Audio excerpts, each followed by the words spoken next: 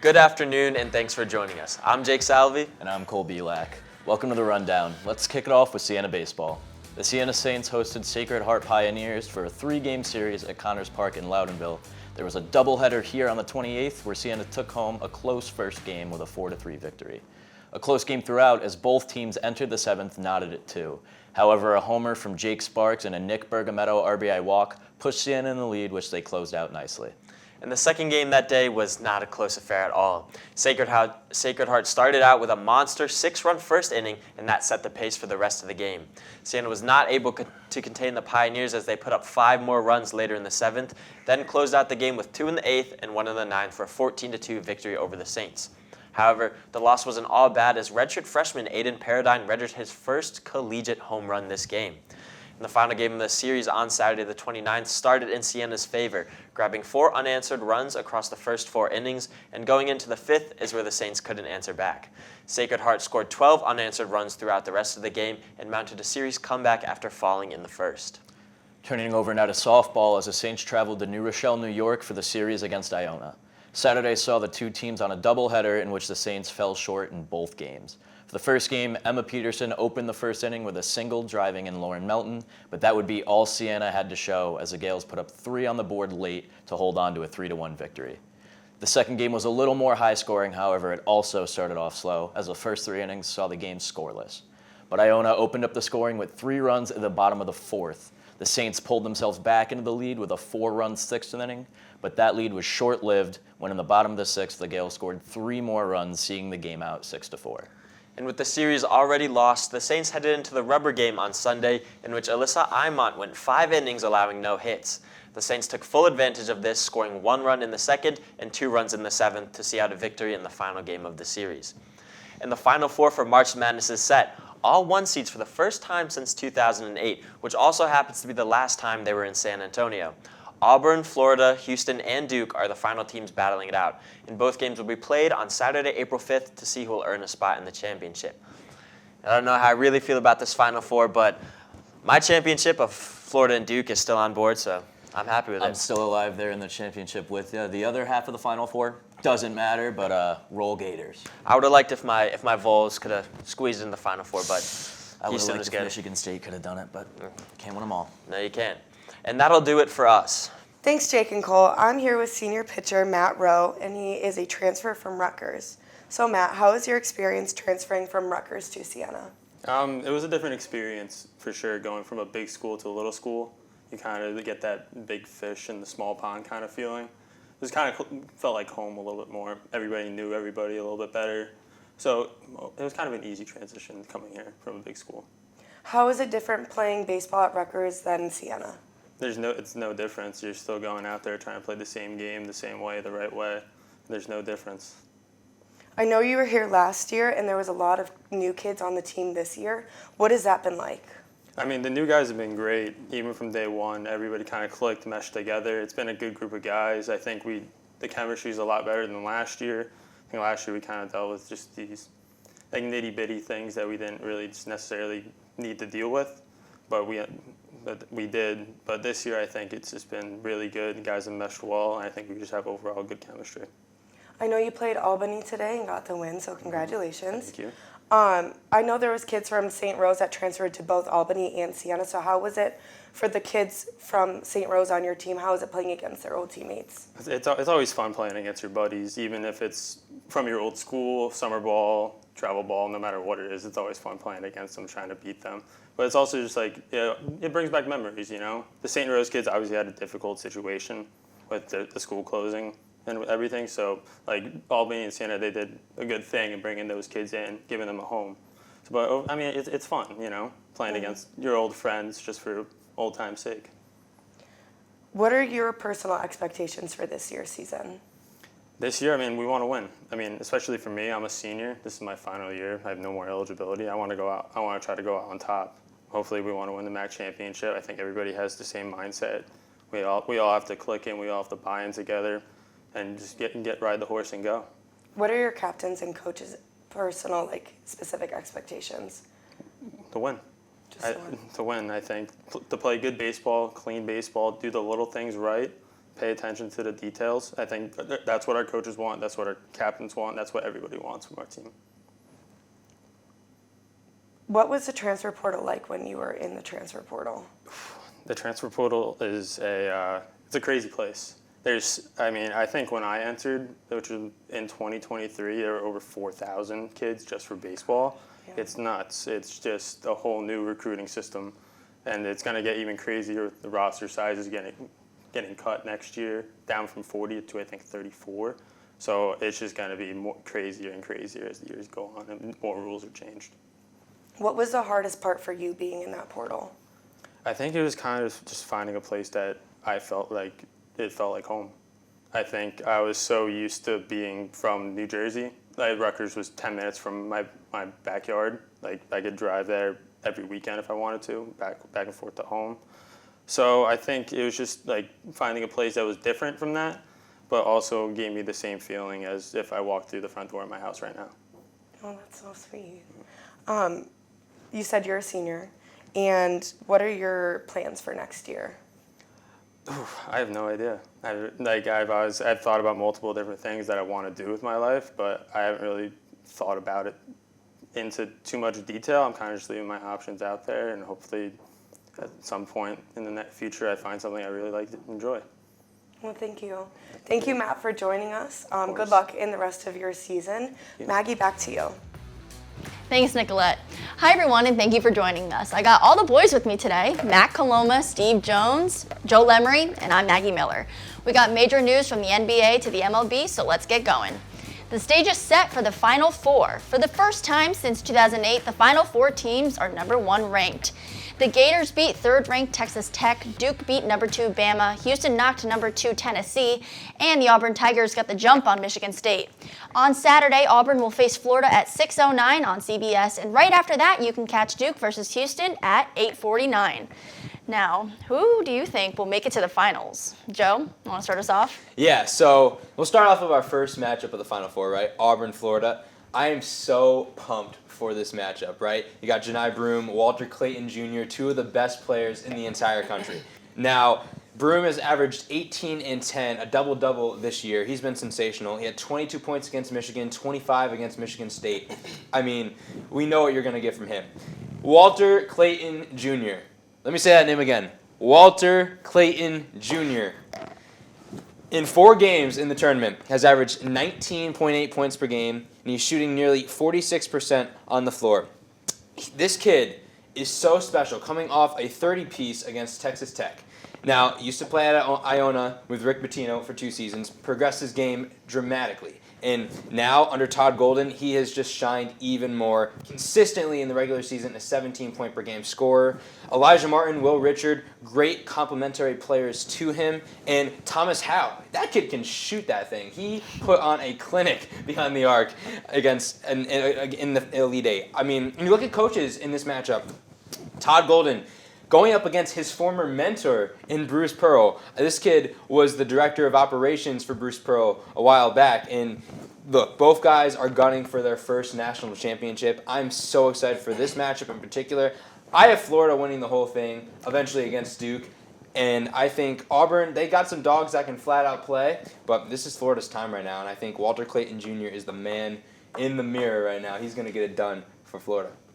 Well, for this matchup specifically, I love Auburn, right? I think it's Auburn time. I'm not going to lie, Joe. I know we've all had the conversation, the 4 of us all together and individually, about Bruce Pearl this, Bruce Pearl that. I think that Bruce Pearl is going to finally break through and get to the championship game. Now, his date in the championship game, I think it's going to be Mr. Kelvin Sampson. I love Kelvin Sampson, the Houston Cougars. I love everything they bring to the table. He's got a great story. This is his 3rd Final Four. He went in 2002 with Oklahoma and the Sooners. Then he went again with Houston, right? This man spent about 6 years in the NBA with the Milwaukee Bucks and the Houston Rockets as well, right? Came from the Mike D'Antoni program a little bit towards the end of his NBA career. Now, he has Houston as one of the best-looking teams this tournament, whether you like it or not. Houston can legitimately bring a ring to the Big 12. And that's something that I think the Big 12 needs. I mean, the SEC's a powerhouse. The Big 10's established. The ACC's academic and got their stuff going on, you know? I mean, I know where Matt's going to take this, but Give the ring to the Big 12 by all means, please. Yeah, no, I'm sorry. I'm Duke all the way. I don't like Duke. I don't like to say this. Duke's, they're like the big bad in college basketball, but Duke's got this in the bag, man. I mean, they have dominated at every single level. Everywhere they have gone, they have dominated. They have the best player in the nation in Cooper Flagg. I mean, there's a reason why we're talking about this kid as the #1 overall pick. He is generational. They have other guys. They got Tyrese Proctor. They got guys that are also going to go in the first round of this year's draft. They have a team that's like comparable to like the Utah Jazz. So imagine just picking up the Utah Jazz, throwing them in March Madness, they'd run through the whole thing. And I think that's what you're looking at with this Duke team. This Duke team is historically good, and I think they're getting overlooked just simply because we don't want to see Duke win the whole thing. We don't want to see Cooper Flagg do it because it's too obvious. It would be too easy for them, which I think they're going to show us all. That's what they're going to do. I fully disagree with you. I partially agree with you. Now, Duke I don't think is going to win. I already said that. I disagree with you completely. Here's the why. All right. Houston, we understand they're one of the best defensive teams in the country. I mean, by far. They're holding opponents to historic lows. Kelvin Sampson, as you mentioned, an amazing coach, don't get me wrong. But unfortunately, 35 years and he still hasn't gotten it done. I think it's going to keep going that way. Listen, all the points you said about Cooper Flagg and Duke are absolutely spot on. Cooper Flagg is a once-in-a-lifetime box office player. Like, you got the LeBrons, the Kobes, the KDs. Like, he is in that category. Mind you, in the Summer Olympics, he was training against these guys. Yep. Right? Yes, he was. Like, Yes, he was. It's just unbelievable. The kid is so special. Not to mention, Tyrese Proctor is an absolute monster. Con Knipple, such a special talent, right? And Malawach, huge lob threat. Like, it's just, they're stacked. These are They're lottery stacked. guys. Those are Dude, 4 lottery guys. Duke is loaded, and I don't care how good Houston's defense is. The way John Steyer probably should be coach of the year, the way he's coaching, just unbelievable. And I think Duke is just going to be too much to handle defensively for Houston. I really do. I think Cooper Flagg is what people don't understand about him. He went to a school called Montverde Academy. And they're up there with like schools like IMG, like top prep schools in the country, right? And now he comes to college, he's playing against these 24, 23, 25-year-old kids. And the kid is like a teenager. He's dominating. He's a teenager. He's dominating. What more 3 blocks of the Sweet 16, right? In the moment when it mattered most, the dude scores 30 head-to-head against Caleb Love, who's a 4-year player at Arizona. By the way, what more do you want from him? by the way, for the record, I think we all know at this table that ankle's not 100% healthy either.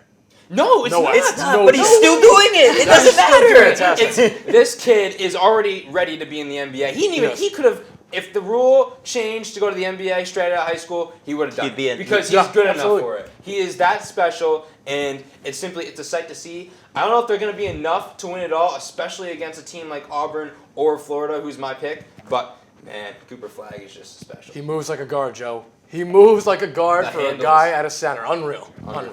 I also gotta agree. I got Duke in my brackets right now, so I gotta say also I just want to put it out there right now. Right now my PCT is 99 on my ESPN bracket, and okay. I was right, and I'm so happy. And I don't know a single lick of basketball, I so had Grand Canyon going all the way. First round exit. wonderful. All right, so staying on the topic of basketball, there has been some drama unfolding between Stephen A. Smith and LeBron regarding his son Bronny. So James took to the Pat McAfee show and started exploiting the personal details that went along with an argument they had. He said that Smith had been saying stuff about Bronny James and the nepotism that surrounds him, which is when Smith took to his show First Take to say some stuff publicly as well. Matt, are you picking sides for who's in the right or wrong? Now, they're both in the wrong at this point. This issue's become very nuanced, right? So, LeBron James, dragging it, right? Probably making a way bigger deal out of it than he has to. I mean, LeBron James, we've talked about this guy since 2003. He's the ultimate professional. You know what I mean? LeBron James he's a businessman. He's the figurehead of multiple charity organizations, and he's going at Stephen A. Smith, and he's dipping down to Stephen A. Smith's level, and it's just like, it's like, what are you doing? Yeah. Why do you have to do that? And your son's a public figure. Your son's a public figure because you wanted your son to be a public figure. Your son wants to be a public figure. So with that comes scrutiny from the media, people like Stephen A. Now, should Stephen A. have brought up Kobe's memorial? Should Stephen A. have brought up Dwayne Wade's retirement ceremony? Probably not. Not on public air. That probably crossed the line. So that's where I do back down on this backing Stephen A. But from just the initial standpoint, Stephen A. shares an opinion. LeBron James doesn't like the opinion, so he confronts him. 6'8", 250-pound LeBron James confronts 60-year-old man at a Lakers game courtside. It's just a bad look for LeBron. Stephen A's always tried to get people mad. You just can't fall for it. I'm Team Stephen A in this whole thing. I mean, okay. I think the whole situation. There's really nothing to disagree with. It's ridiculous. I mean, look. If you're LeBron James, I understand the frustration. As a father, your son. Like that's what it boils down to, right? This isn't about basketball. Get basketball out the picture right now. Like he's upset because his son is getting jabbed at by Stephen A. But LeBron, you're a player who's been criticized over 20 years in the league, right? And Bronny's gonna receive it too. Like that's part of the game. That's what you all signed up for. That's what you're playing for. Like, and Stephen A. He's just stirring the pot, like he always does for everything. Make some money, it's man. part of TV. He don't care that LeBron is coming up to him courtside and making a mockery of him. He's making his contract's $100 million over 5 years. Like he don't care. I mean, look, I think overall, here's the real problem, is that all this Bronny coverage. The fact of the matter is, he's not a star player. Not yet, anyway. He's not a star player. Will never be. Bronny, I'm just gonna say Oh my shoot God. myself down. Bronny is getting more coverage than guys like KD and other big time players. That is the problem. Now, the media has forced people like Stephen A. to be in a position of critique, and Bronny is the focal point of all of those discussions. The whole situation is simply just blown out of proportion. The media needs to stop heavily putting all their juice into Bronny James, because right now he is not a star and he might not ever be. But we care so much about this because it's LeBron's son. I mean, let's really think about this. I don't think this would be as big. Look at Scottie Pippen's son is in the league. Like, has it been that big of an issue? Is he getting that much media attention? Absolutely not. I don't even think Jordan's son would get this much media attention as much as Bronny James is. Like, the whole LeBron has done this to his son. So I really can't feel sorry for LeBron. But all in all, entirely blown out of proportion. I think both of these gentlemen need to simmer down a little bit. Grow up a bit. Yes. I agree. I mean, Joe, you led us to a good segue point, right? Scottie Pippen's son, right? Now, and we know Scottie Pippen is right now in the news for the past year for his comments, his book tour, and just going off on tangents and destroying his old teammates, which, take whatever side you want of Last Dance. That's another story for another day. At the end of the day, though, for all the scrutiny, I'm sure the Memphis regional networks and news outlets probably give Scottie Pippen Jr. when he doesn't have a good game, or the radio network. We don't ever hear about Scottie Pippen saying, hey, this guy's a terrible analyst. Hey, this is that. You don't ever see the confrontations. You don't see the Twitter arguments, right? You don't ever see that. You don't ever see Scottie Pippen going up to another renowned color analyst or play-by-play voice going, you need to stop what you're saying. You got to be quiet, right? Wouldn't do that. Scottie Pippen's got that class. Now, I'm not saying LeBron doesn't, but LeBron, come on. You could have arranged a nice private LA lunch. We know both you and Stephen A. are, fabulous in the LA scene, right? Stephen A.'s got his General Hospital gig. LeBron is the face of the Lakers, right? Come on. There could have been better ways to handle this, and that's all I have to say about that. You could simply just take it with a grain of salt. I mean, Absolutely. you're both grown-ups. Yeah, I mean, they are. Yeah. that's how it happens. That's show business. Yep. All right, so let's shift to the MLB's first full week of baseball. The Red Sox have started the 2025 season 1-4, but it was announced Monday night that they have come to a 6-year deal with lefty Garrett Crochet for $170 million. Now, Steve, we all know you're a Red Sox super fan. So how are you feeling about this contract? First of all, I think it was a move that needed to be happening, right? So you have the first time in about 2-3 years, whenever he was sent down to Atlanta, a power lefty, right? And this is from the White Sox farm system of lefties that can be untouchable in terms of hitting, right? Chris Sale, boom. Garrett Crochet comes out of the water, disgruntled, wants to get out of Chicago. wants to limit his rotation time and innings pitched before the playoffs. Last 2 years, he got sick of the White Sox. I don't blame him. I wouldn't want to be there either, right? All of a sudden, gets traded to Boston, and Boston's hyped him up, right? You got all of our analysts like Lou Merlone hyping him up. You got the Jared Carrabis and the Underdog guys hyping him up, right? All of a sudden, it's like, okay, wait, hang on. You guys need to pay Garrett Crochet. And for the first time in probably since Rafael Devers, but in my eyes, for the first time in 6 years since the Xander Bogaerts contract extension, almost 6-year anniversary of that, like the early of the season, they've made the move. They've made the payment that needs to happen, right? I'm still floored at it. I didn't think it would happen. I thought it would be definitely kind of a July, maybe home run derby type of thing that happens by then, just to be like, hey, guess what? Look what we did, right? It was about time. He needed to get paid. So I definitely think it was the right move, and I certainly think this is Sam Kennedy, Craig Breslow being like, this is different. This is different. Everybody sign up for this. For the first time, we have a starting lefty Cy Young caliber pitcher. Absolutely. Do I think it's the right decision? Yes, but was I expecting that at all? No, because No, that's when I neither called was I. you. I called him when it happened. I was like, oh my God. He's like, wait, let me look first. It was True story. I was doing a spotter chart for our baseball team for the game.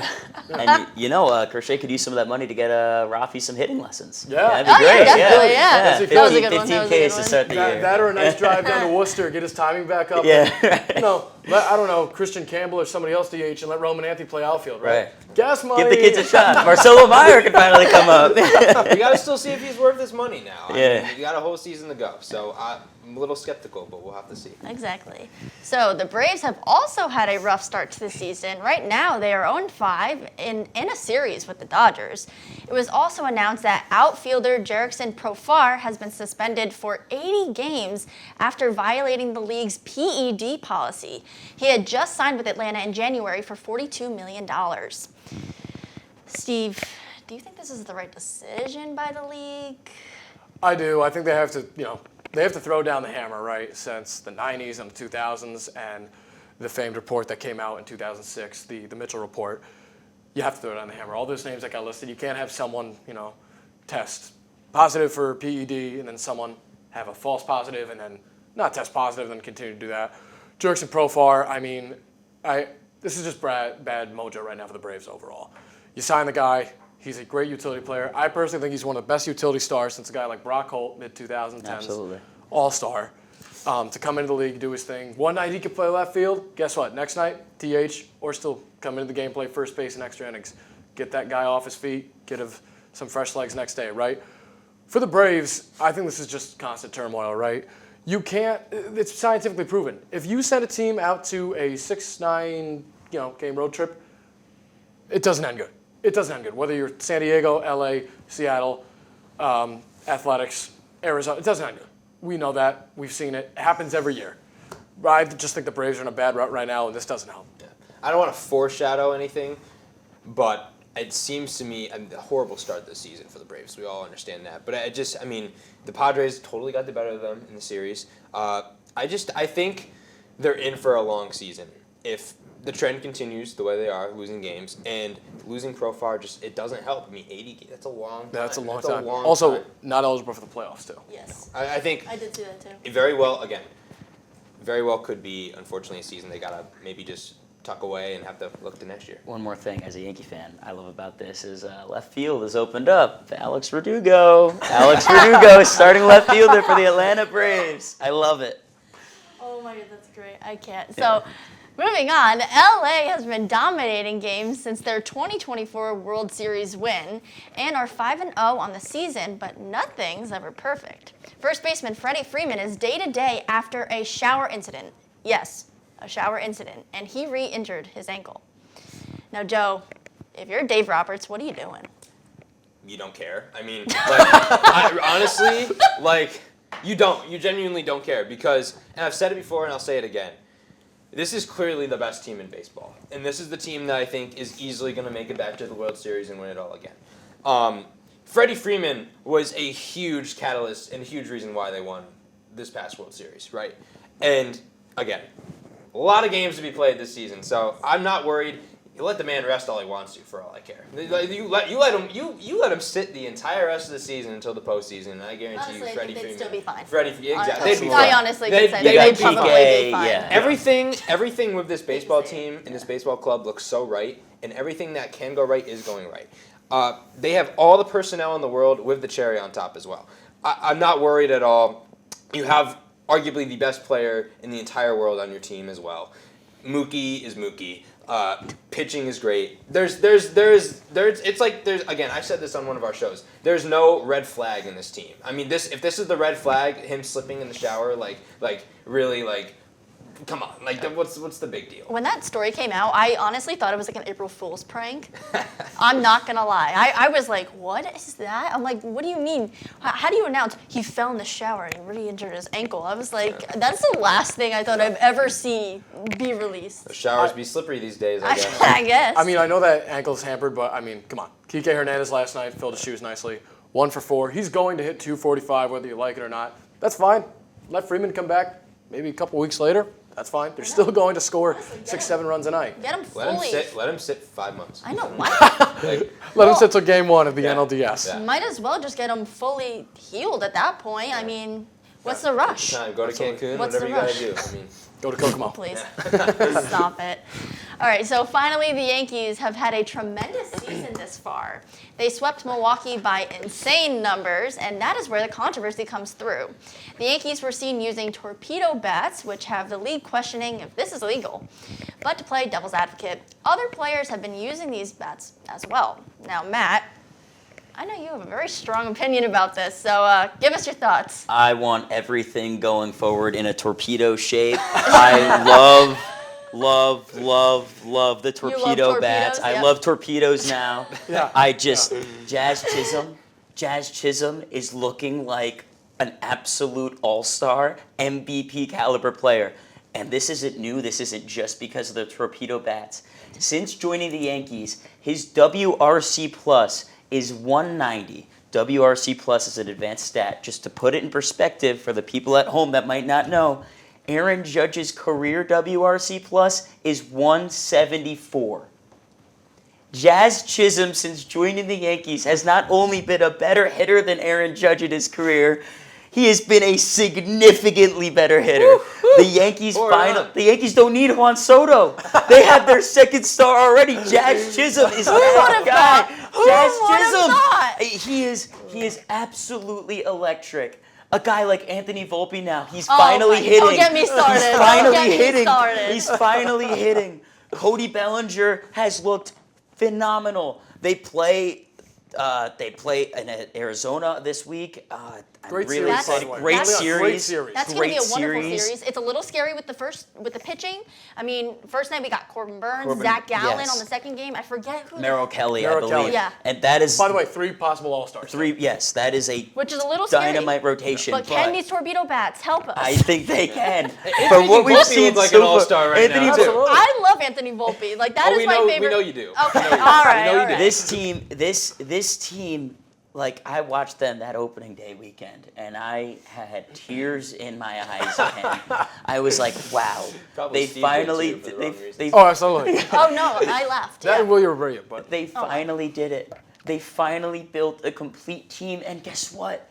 About half these guys are farm guys.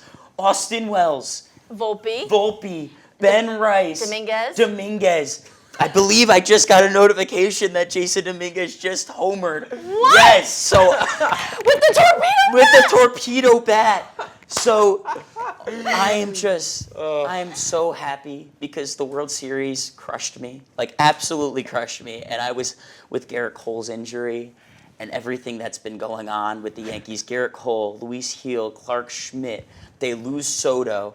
This whole offseason has felt like I have been hit in the stomach with a frozen sledgehammer. Yes. And to start the season off this well, it is just, as a Yankee fan, I am so happy. I'm so happy. I had no faith. Yeah. If they stay consistent, they will be atop the AL again.